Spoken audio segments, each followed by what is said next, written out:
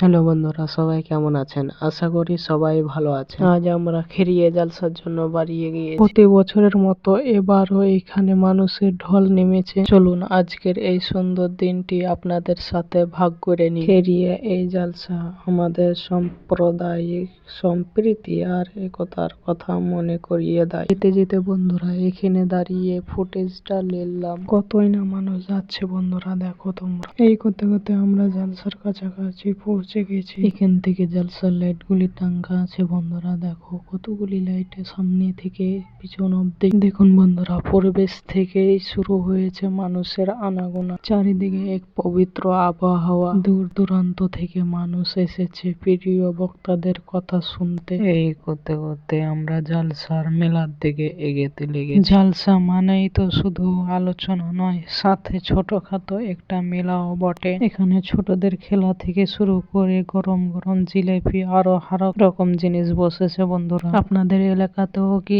এমন জালসা হয়? কমেন্ট করে অবশ্যই জানাবেন। আমি এখান থেকে ভিডিওটি শেষ করছি। ভালো লাগলে লাইক ও শেয়ার করতে ভুলবেন না। দেখা হচ্ছে পরের ভিডিওতে, ততক্ষণ সবাই ভালো থাকুন।